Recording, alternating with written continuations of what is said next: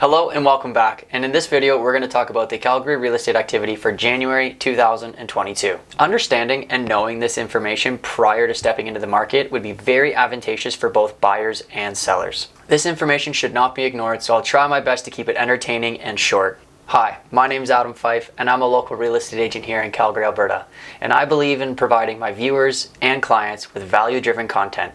So in today's video, I'm going to try to talk about all things Calgary real estate. So let's get into it.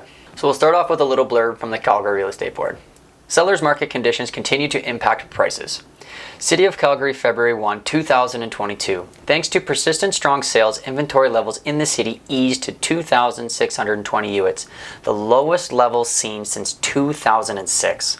This caused the months of supply to remain exponentially low for this time of year at 1.3 months, and I'll get into that in a bit. The tight market conditions contributed to further upward pressure on prices. The unadjusted benchmark price for January reached $472,300, a monthly gain of nearly 2% and a year-over-year gain of 12%.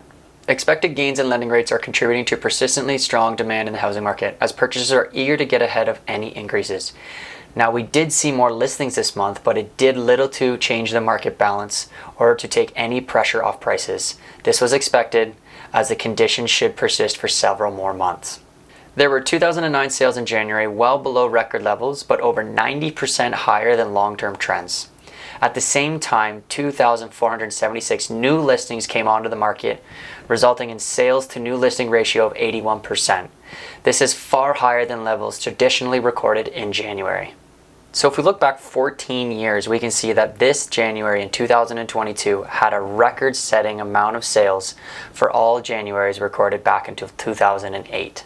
Now, alongside looking at the sales numbers, it is very important to look at inventory as well. Now, inventory is the amount of homes that have gone up for sale in Calgary.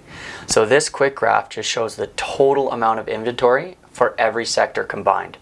And you can see that it is the lowest amount of inventory dating back 14 years of recorded history here in Calgary. Having a low amount of inventory and a high amount of sales means that the months of supply is going to be a lot lower, which we'll get into in future slides.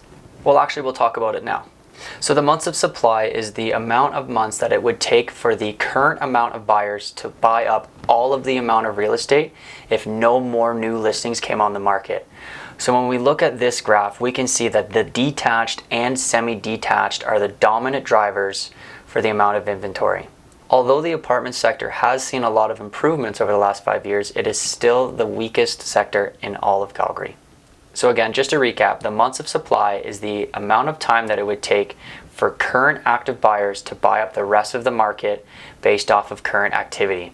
So these next three shots here are just going to be a quick snapshot of total inventory and sales in Calgary. So this is including all sectors in the market. So the total residential price year over year, so January of last year to January this year, has gone up by 11.7%.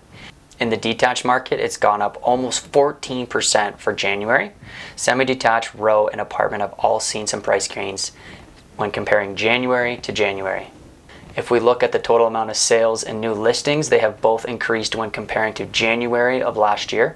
Now, these numbers are a little bit skewed because January is typically a slower month. Now, these numbers come in more use when you get into the hotter markets in the spring, summer, and fall months. So make sure to follow the channel and I'll talk about them every month moving forward. Now, this quick graph here is just a visual about pricing and its changes over the last 5 years. Now, I've done a quick video on this about the pandemic up here, and you can visually see that prices have increased over the last 12 to 14 months. Now, this next slide is yet another visual for every quadrant within Calgary showing its benchmark price for that area.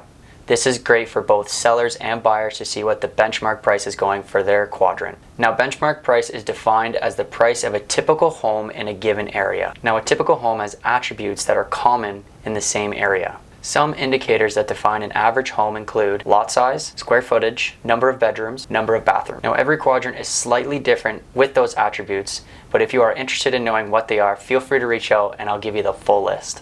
Now, this next slide has a lot of information and I'm not going to dive into it, but I am talking a little bit slower so you can pause the video and look at your quadrant and what property type you have to see what the numbers are. If you want to dive into it a little bit more, just feel free to reach out and I'll give you an explanation about what is on this slide. Now the same thing with this slide, I'm not going to go through and read all of this, but feel free to pause the video and take a read for yourself. These are very good little tidbits of information provided to us by the Calgary Real Estate Board. Now as you can tell, Calgary's had a pretty busy January and the forecast is not intended to slow down. You can watch that here. But if you have any questions and you want to dive into your specific community and your specific property type, please let me know, as I am willing to work with you guys and just give you a better explanation of what to expect if you decide to go into the Calgary market this year. So until next time, peace.